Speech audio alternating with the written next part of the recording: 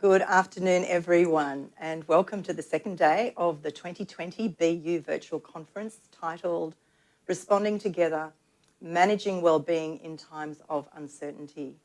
My name is Rita Johnston and I'm very happy to be here with you this afternoon. And with me is my colleague Paola Mercado, and we are both part of the BU team for Early Childhood Australia.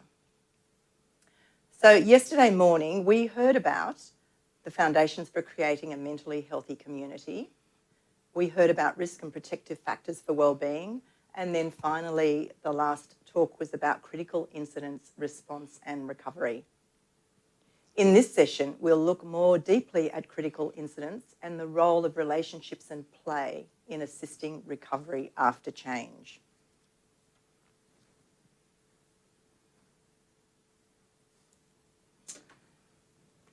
I want to start by saying Warramie, which is hello in the Darug language, one of the languages of the first people of the Sydney Basin where I live and work. I'd like to acknowledge and pay my respects to the traditional custodians of the land where we are sitting today, the Gadigal people of the Eora Nation. I acknowledge and pay respect to elders past, present and emerging, and all the Aboriginal and Torres Strait Islander people living and working on this land and throughout Australia today. I recognise that Aboriginal people have been nurturing and teaching children on this land for thousands of years, and I honour and respect that role. Today we've got people joining us from all over the country, so I invite you to share your own acknowledgement by putting the name of the country that you are on into the chat. And if you're unsure of which land or country that you're sitting on, there is a link in the chat to the Australian Institute of Aboriginal and Torres Strait Islander Studies that will help you. For those of you who don't know about BU and perhaps weren't at the first day of this conference or haven't been at one of our virtual conferences before, BU is a national mental health initiative for educators and is the organiser of this conference. BU is led by Beyond Blue in partnership with Early Childhood Australia and Headspace. It's completely free and available to every educator, early learning service and school in Australia. BU empowers educators to support children and young people's social and emotional wellbeing and their own mental health. BU offers educators online professional learning, fact sheets, online events and other resources. It offers whole learning communities, tools and processes to implement a whole learning community approach to mental health and wellbeing. The discussions throughout the conference also highlight the BU resources, tools and professional learning to show you how BU can support a whole school and a whole early learning approach to mental wellbeing. Recent events have reinforced the need for mental wellbeing strategies in early learning schools and early learning services and schools, and this conference covers 3 key themes in 10 sessions over 2 days. So the first theme is mental health and wellbeing, a whole community approach.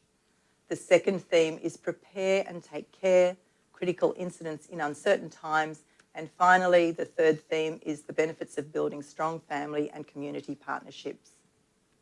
Most of the sessions in this 2-day conference are aimed at a particular learning stage, early learning, primary or secondary school, and this session is most relevant to early learning educators.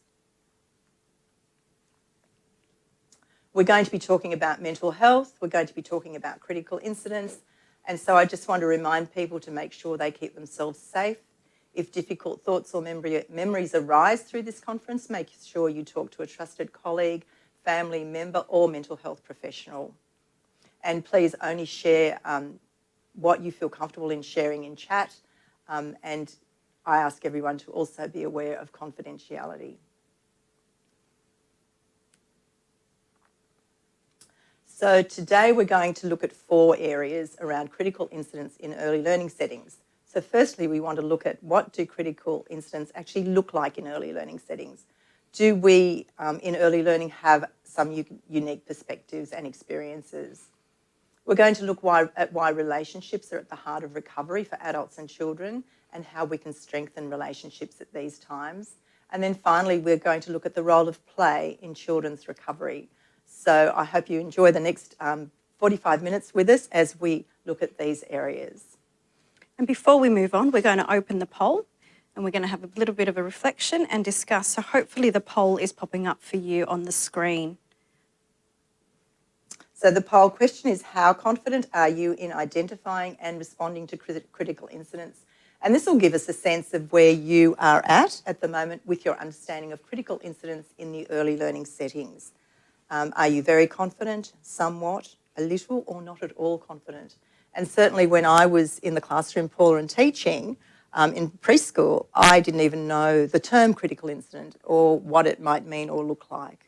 So it'll be interesting to see what our participants It will know. be, and actually we've already got some results coming up here. So we have a good amount of people, so around about 57%, who are somewhat confident at already being able to identify and respond to critical incidents. So that's a really good chunk of people. And then we have 27% who are a little bit confident. So they're thinking that they've got this and they might be able to respond and identify critical incidents.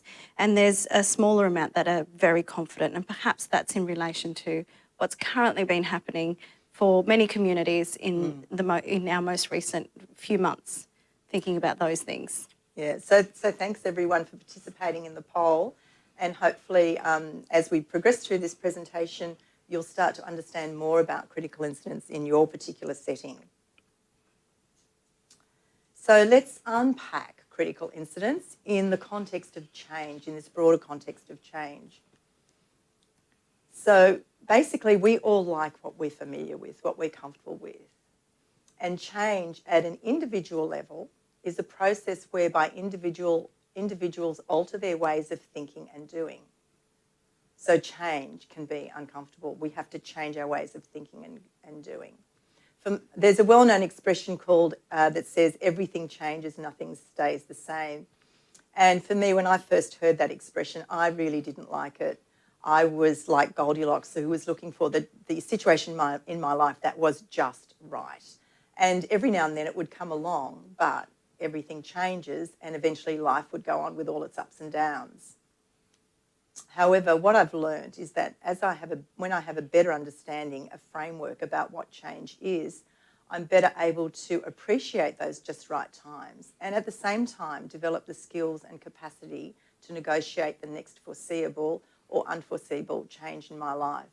And this is what developing a critical incident management plan is about. It's about developing the skills and the strategies and the systems so that when those ups and downs do arrive in your service, you've got a sense and you know what to do and how to manage them. And I think your point about understanding that nothing will ever stay the same.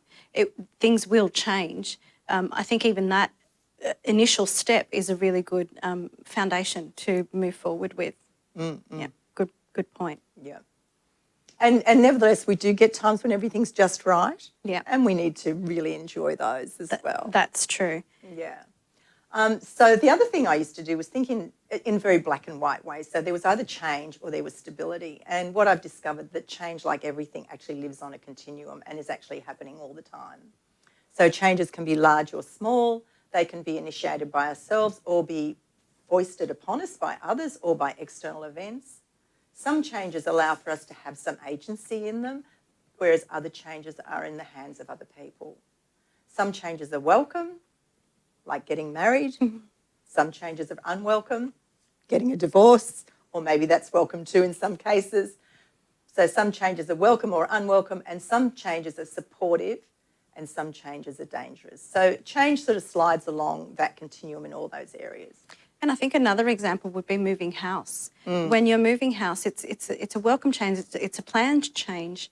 However, that brings with it all these other, feelings that you hadn't planned for originally. It's the sense of grief and loss of leaving your old home, whether it's for positive or negative reasons, that you're leaving your old home and creating that new space as well. So those changes, as you say, being on the continuum, are constantly moving.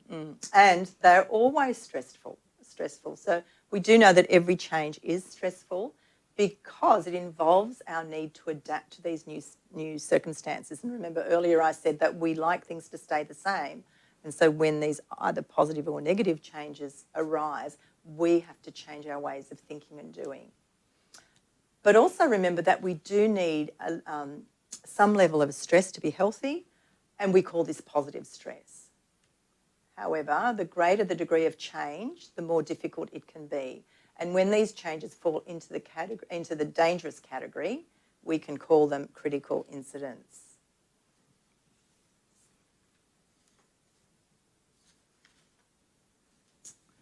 So according to the World Health Organization, we're going to have a look at a definition of a critical incident now.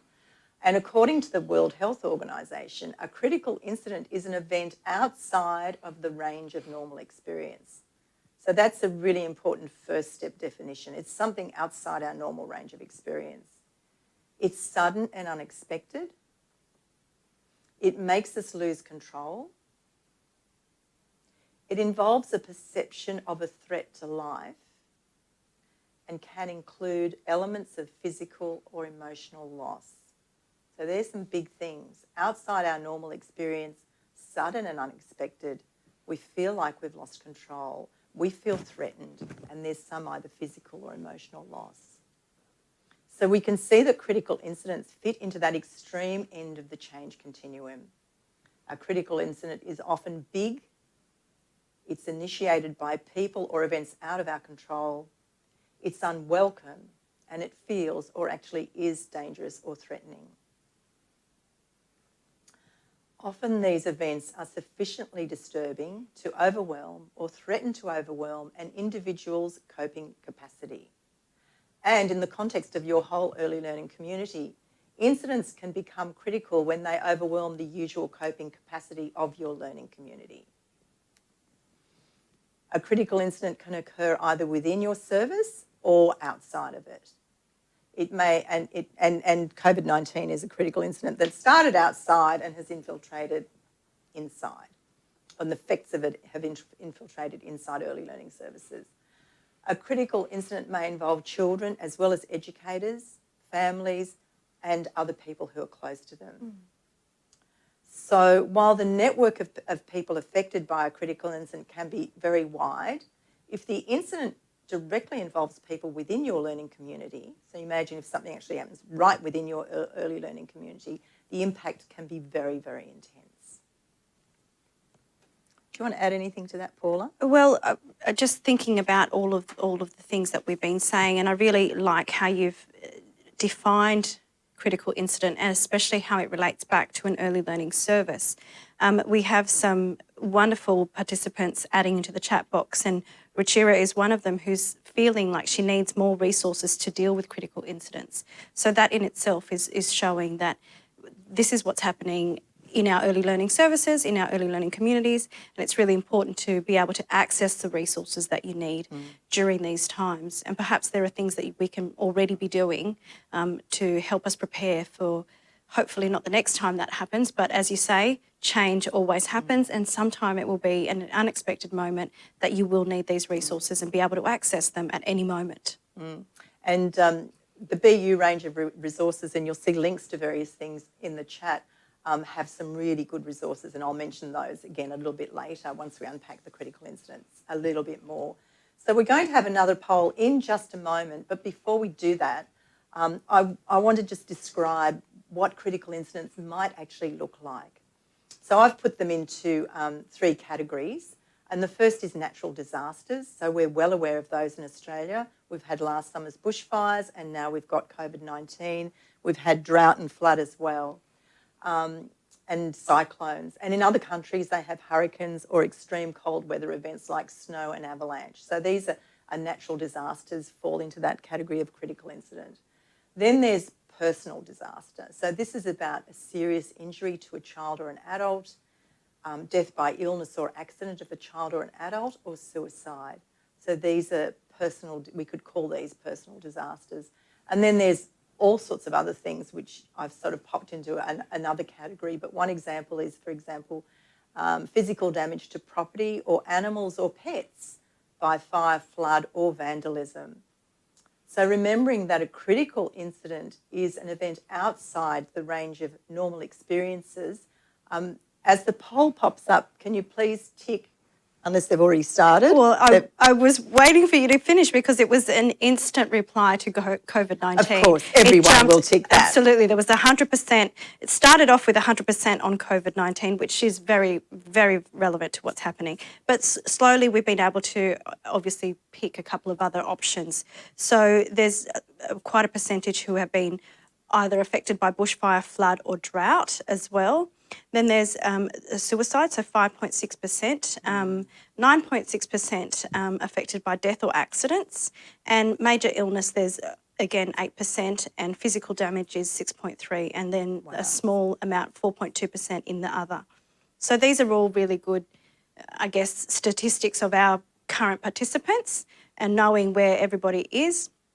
And obviously it highlights that everyone is being impacted or affected in some way by a critical incident. And one of the examples that we have in our professional learning modules that sit on the BU website, which I think would fit into that other category, Rita, that you were saying, is how an early learning service turned up for their day and they had children turning up at the same time when they realised that in their backyard their chickens had all been killed during the evening, during the night, and they had only been made aware as they arrived. The educators arrived for work that morning and children were arriving for the day of care, and some property, some outdoor equipment had been damaged. So that obviously is a critical incident that really, really affected that particular learning community and had an impact on the children, the educators and the families who were walking into that space and environment at that particular moment. What a shock that would have been, particularly for those children. And there are children who, and you well know, there are children who are very connected with the animals in the environment who go to the fish or the chickens or the rabbits or whatever you might have as their first connecting point, and to then have that experience is pretty traumatic and difficult. I'm interested in the other category, and what I wanted to suggest too, that if you've had something, remembering that a critical incident is something that's outside your normal range of experience. If you've had something that's happened at your setting that you think might be a critical incident but not sure, please pop it into chat and we will have a look, because really a critical incident is a critical incident if you define it as a critical incident. And we've just had another addition to the chat where Ralph is saying that it was highlighted at one particular point for a child who sadly lost their mum, and Ralph was feeling that they had some knowledge in the area, but a lot of the other educators perhaps didn't feel quite confident and didn't have the knowledge on how to deal with that as well. So this highlights the importance of having the conversation with your wider team of educators as to the planning and the understanding of what a critical incident may look like. And another addition to the chat is Mim is saying that there's sometimes little changes build up and then they can actually become the critical incident and become overwhelming. Yeah, so all really good points that we're having that's a really come through the chat. Point, because earlier I said it was sudden, but we've got an example here from one of the participants, is that for them there was a critical incident that was a lot of little steps happening one after the other till finally it became it escalated to critical. So, and I think COVID-19 is a good example of that as well, because we could see it happening around us, and then it obviously, as you were saying, infiltrating from the outer perspective in towards how it has a direct impact to us as individuals, to us in our community, in our local spaces, our own homes. So really good. Yeah, and I was thinking that back to the educator who was needing resources. In BU, we've got a domain called Responding Together, which is specifically about identifying critical incidents and also about how to respond, how to develop a plan around that. And we've got some fact sheets around that too. So you'll see links to that in chat, but you'll also just be able to find those on the BU website. So now that we've identified critical incident, and what I'm seeing is that in early learning services there's a wide range of critical incidents have happened over the last 12 to 18 months. What we want to do now is talk more about what do we do? Something's happened, what do we do? So yesterday in one of the keynotes, Ami was speaking about the principles of recovery from a critical incident. And she spoke about the emotional impact of a critical incident and the practical steps to recovery. So the rest of this afternoon, we're going to talk more about the well-being side of recovery. So you might notice that the principles of recovery on this slide are founded in relationships.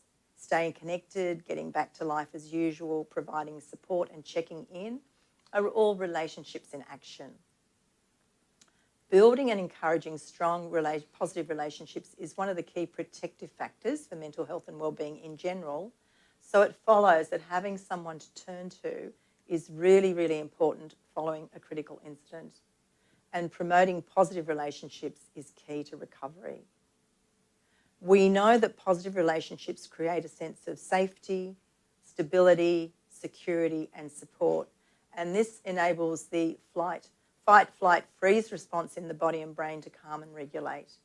And it's only after the stress hormones have settled and the calming hormones are activated that the front brain can begin to think clearly and start to make sense of what is happening and move forward in recovery.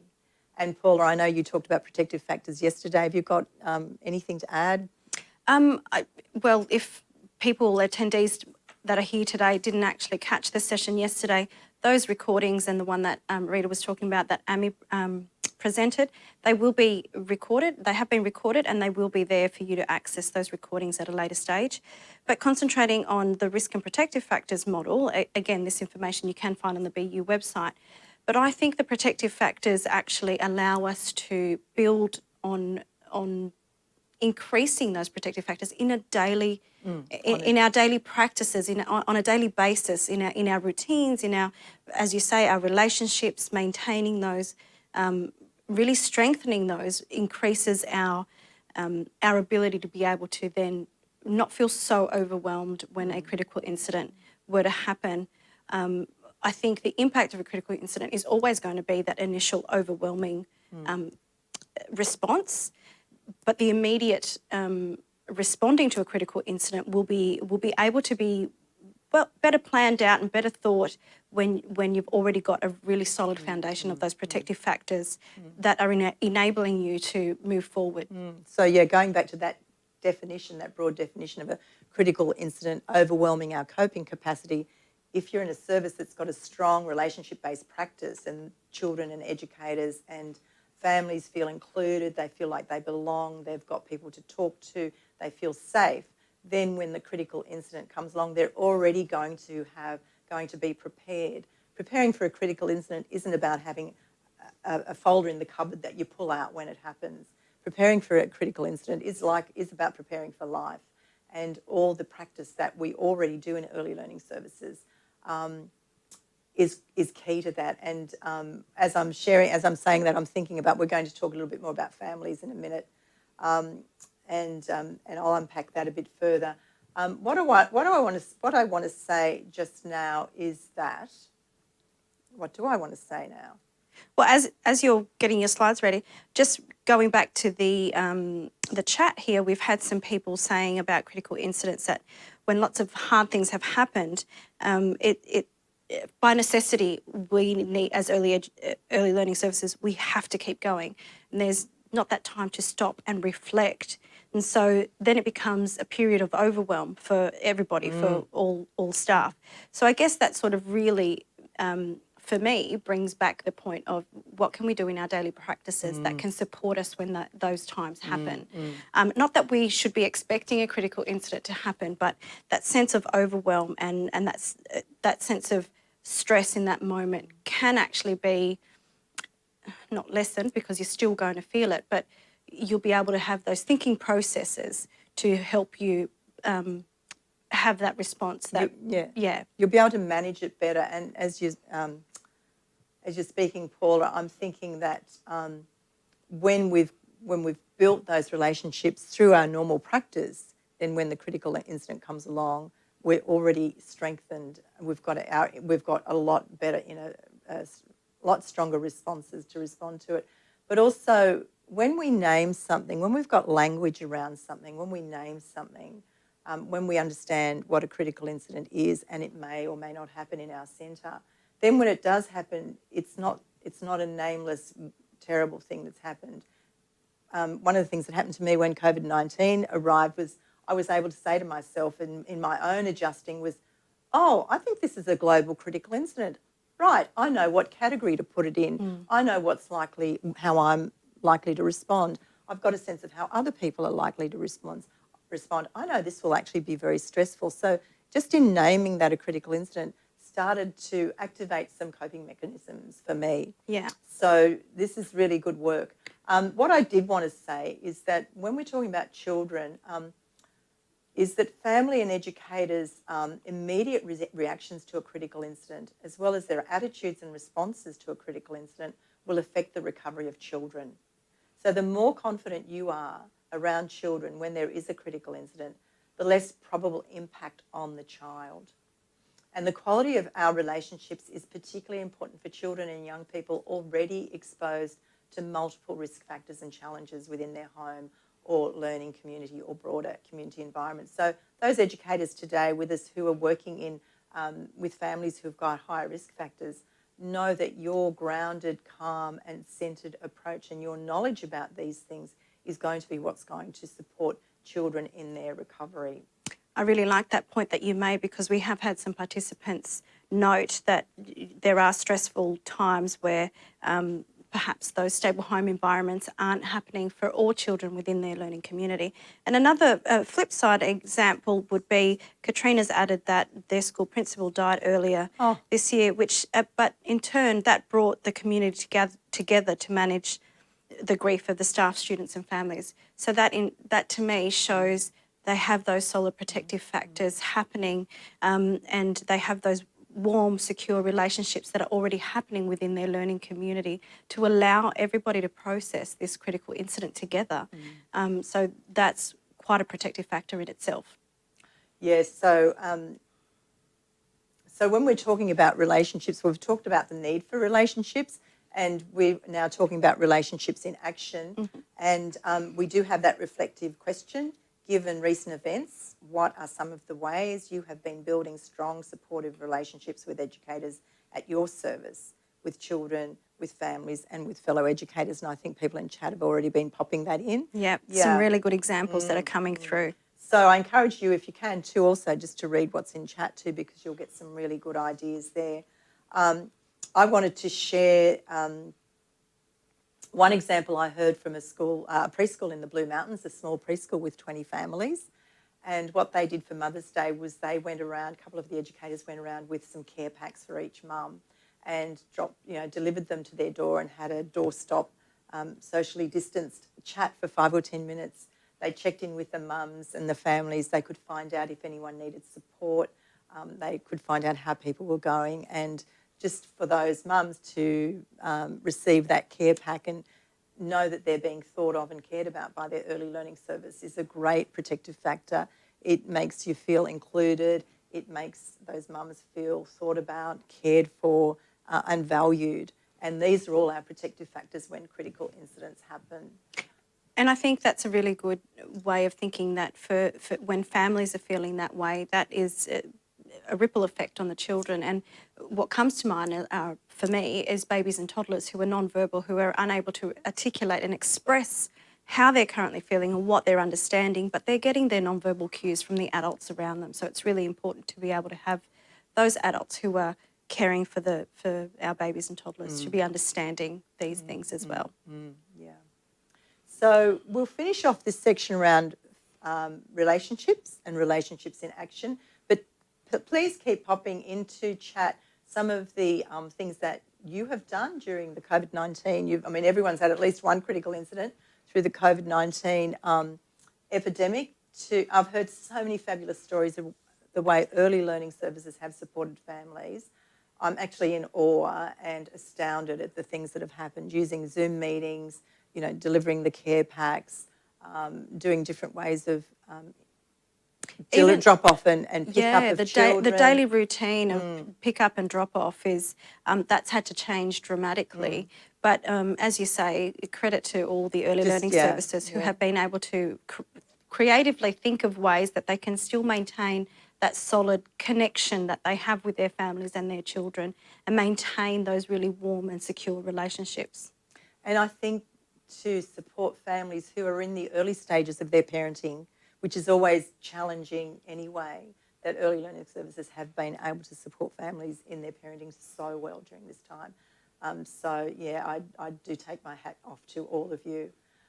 So just to summarise, during and after a critical incident, it's important to work together in partnership with families and other educators to create an environment and culture where all members of the learning environment can feel supported and can flourish.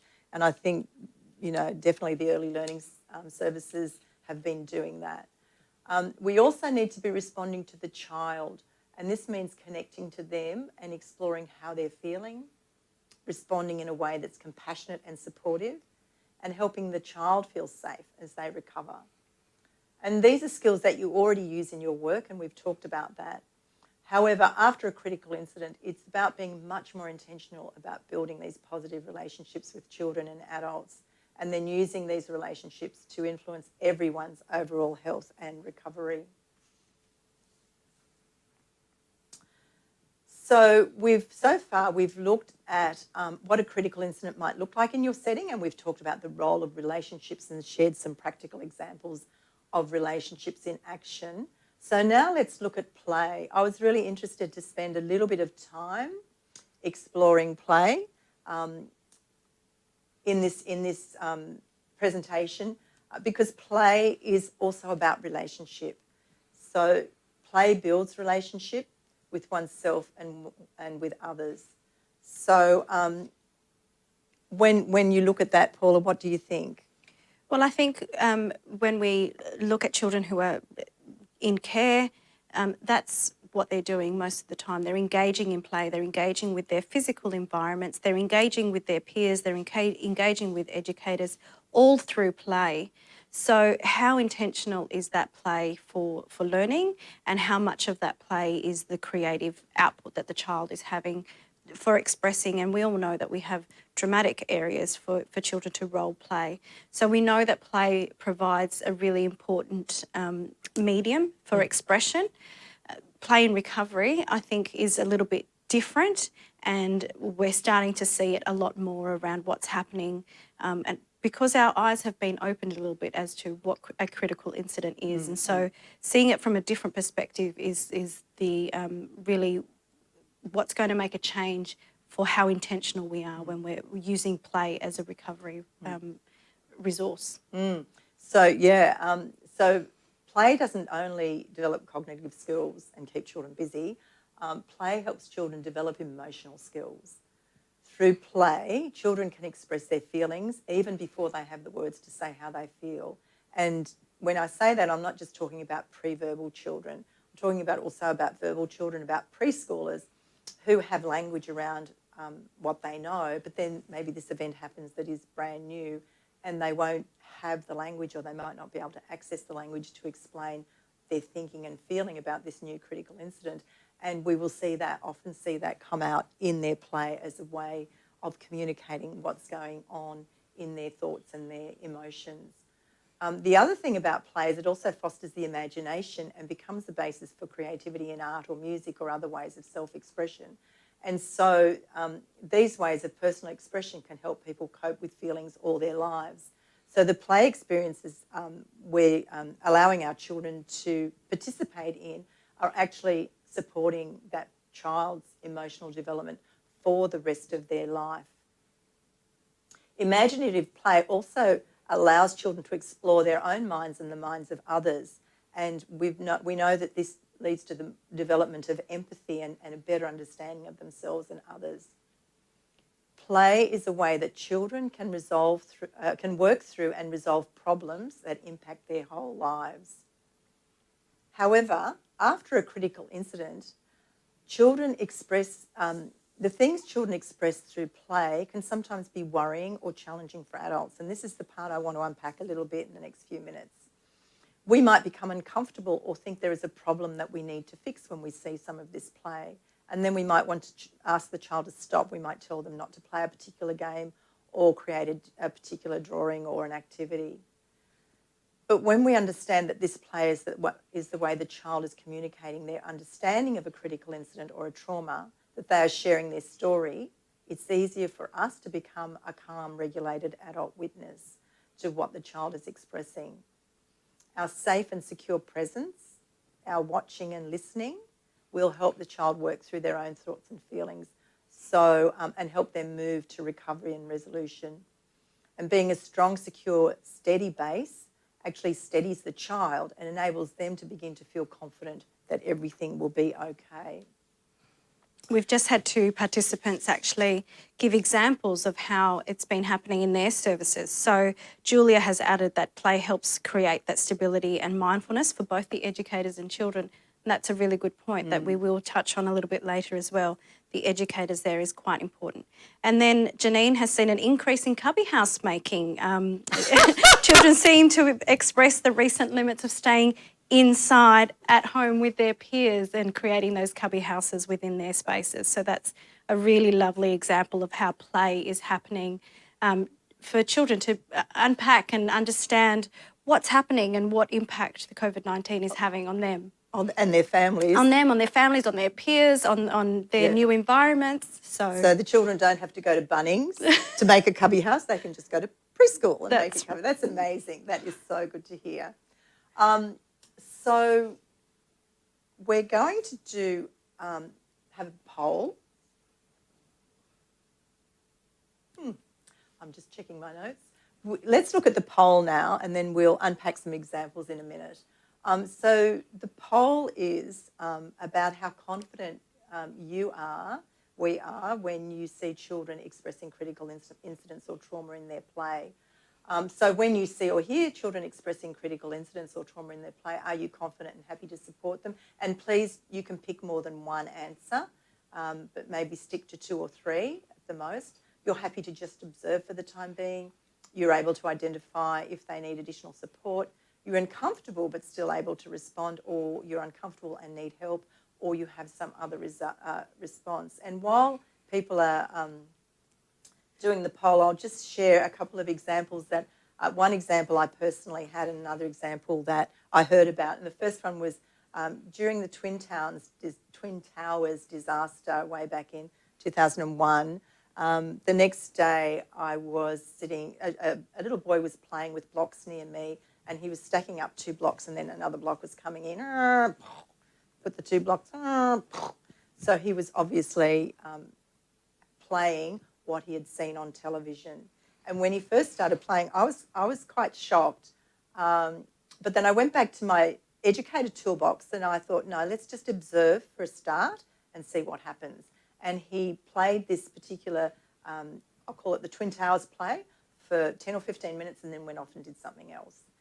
And what I noticed through the week was that a variety of mainly the boys did that sort of play during the week, but then it extinguished over time. And I certainly shared it with the mum and suggested that she don't let the child see the ongoing replaying of that event on television. But there didn't seem to be any, serious impacts on that child. The second example I wanted to share is that recently a grandmother was visiting with her grandchild in a town that had been affected by bushfire but not impacted. So the fires were nearby, but they didn't have to evacuate, and there was smoke around and there was news, but nothing really terrible happened to that town. So as grandma was visiting, the grandma came up and showed grandma the grandchild came up and showed grandma a drawing with a number of black shapes and said, "Grandma, these are the dead people from the fires." And now this was 3 months after the bushfires. So, what do these examples say to us? One of the things that I said earlier is sometimes we want to shut play down, or we want to make it better, or we want to somehow think, well, that child, why is that child thinking of dead people? But if we see that play as communication, then we can just acknowledge and accept that communication. So with the drawing, the child who was doing the drawings, obviously this had been going on in this child's mind, and this was a way for her to get it out and onto paper. One of the things that happens with this sort of play, and with also, now I'll just qualify by saying I'm not an expert in this, but one of the things that happens is when we put things in writing, put things in drawing, or put things in play, it actually takes it out of inside and puts it outside and gives us a little bit of distance. So that's a really fantastic way of resolving issues around that children can do in a very natural way. When is this sort of play a problem? And as I said, I'm not an expert, but in both of these situations, will this play extinguished? But if that play would continue, then you might say, maybe it's time to get extra support. Absolutely. Paula, you've got something to share. Well, I just wanted to go back to the polling results, because that's what you've just said is really great, because it reflects on the amount of people who are happy to just observe for the time being. And I think that's quite important, because there's a small percentage who are still uncomfortable and not able to respond in those moments. And that could be various factors. It could be educators' own risk factors that are coming up for them, and thinking about, okay, I'm not comfortable with this because I'm not sure how to respond. But for educators to really identify that they're uncomfortable in that moment, are they then able to seek support from other educators within the room or their leadership team, and perhaps thinking about how they're responding through play? With today's session, you'll be able to have those conversations as you leave from today, and think about, okay, what can we do if that situation were to arise? Because we may likely be seeing what's happening for the children come out through being expressed in their play. And then we have a really good chunk of people, so 33%, who are very confident to support them in play, which is really nice to see. And also another 36% who are able to identify and as well provide that additional support as needed. So these are really good results in the poll. And we've also had some participants add through chat that through immersion in play, children are able to manage and regulate their emotions. And I think that goes really well. That's right, and that's key, and that reflects back to educators being perhaps sometimes having to sit in that uncomfortable space, as you were giving your example about those twin towers. That is quite uncomfortable and can be quite confronting. I also have another example, because we've had some participants talk about domestic and family violence. So sometimes those things that are happening, whatever we've experienced through our lives, we have to be aware of what we're feeling in that moment to make us feel uncomfortable. And that's why I go back to perhaps thinking those wider conversations that you can have with your team, with the people who are around you. And I know that sometimes, especially for family day carers, they are the only educator in that space. But perhaps reflecting and how you can increase play or support play for children during these times is going to be quite a good time for reflection and thinking about strategies that you can implement to promote recovery through play. And I'm thinking now, Paula, if we see play as a recovery tool, well, it's it builds emotional capacity in children anyway. And if we see it as a recovery tool and a building of protective factors, I'm also thinking that play outside with loose parts, with nature, with a range of resources is really important to children, particularly during times of critical incidents. So they are free to construct their own play experiences, and some early learning services even have the sand tray with all various objects that children can use to map out their understanding of the world.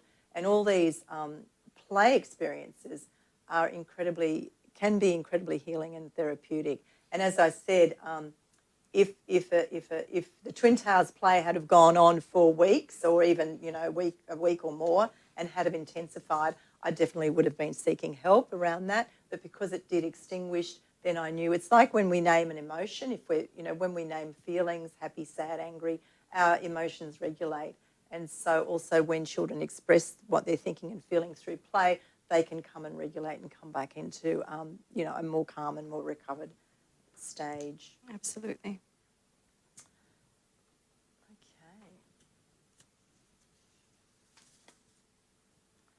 So I think we've segued on pretty well just to our last little section. Thank you, Paula, about support for educators. So educators need relationships too. And you as an educator can benefit from good relationships with a wider community.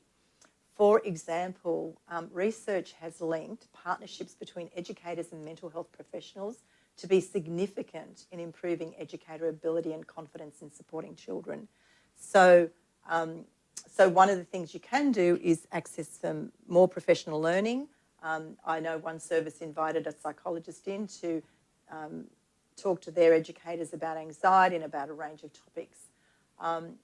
And particularly during critical incidents, this is even more true. So help, you can have help. You can invite people in to support your educators either as a group in a presentation, or I know some services who have a psychologist comes in once a month and sits in the office for a couple of hours, and individual educators can have 20-minute chats.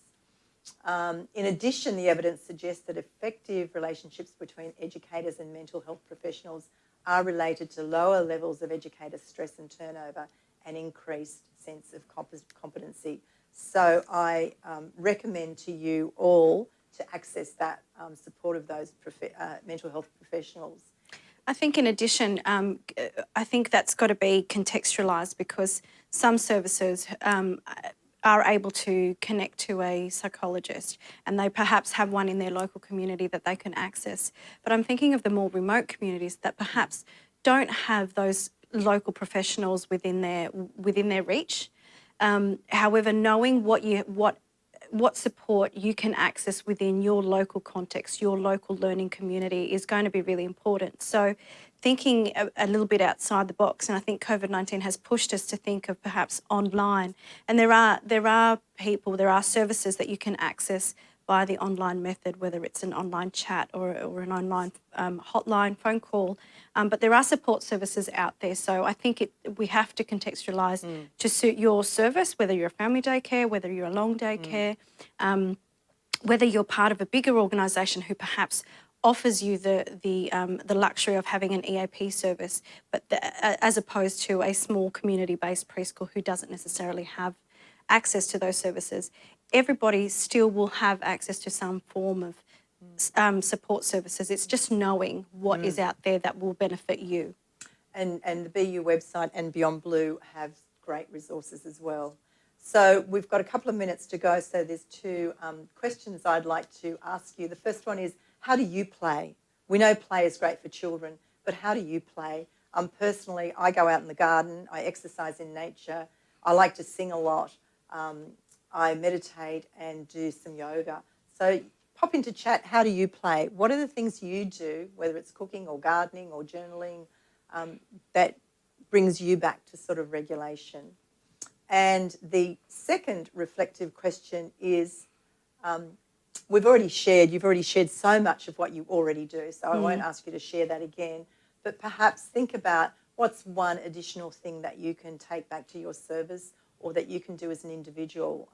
One of the things that I always try and encourage people to do when they've been to any professional learning is to come back with at least one action that they're going to do. So what else can you do as an individual or as a whole service in relation to better understanding critical incidents in the area of relationships, or in the role of play, or in your own or your service educator's self-care? And please don't forget to have a look at chat, because I can see so many wonderful suggestions that are happening there. And I guess with everything, we've had to readjust as to what our play currently looks like. So one example that jumped out at me was to go out and exploring, but that will look slightly differently at the moment. But you are still able to explore perhaps your local community, which you weren't able to do so previously. So again, please have a look at chat and think about how you play. So in conclusion, thank you so much for joining us. We encourage you to continuing to engage with BU, learn more and keep up to date. If your learning community isn't yet implementing BU whole learning community approach, we encourage you to register online and get started with the support of a BU consultant. If you're looking for resources to support you in a specific need or concern, such as adapting to change, visit the BU website, and that's bu.edu.au. And finally, keep up to date with BU resources, events, tools and tips on Facebook, LinkedIn, Twitter. Also subscribe to the BU YouTube channel and receive updates on new videos from BU. Thank you for joining us today, and we hope you enjoy the rest of the virtual conference. And remember, if you've missed any sessions, you will get a link to the recordings. Thank you again for joining us. Thanks, everybody.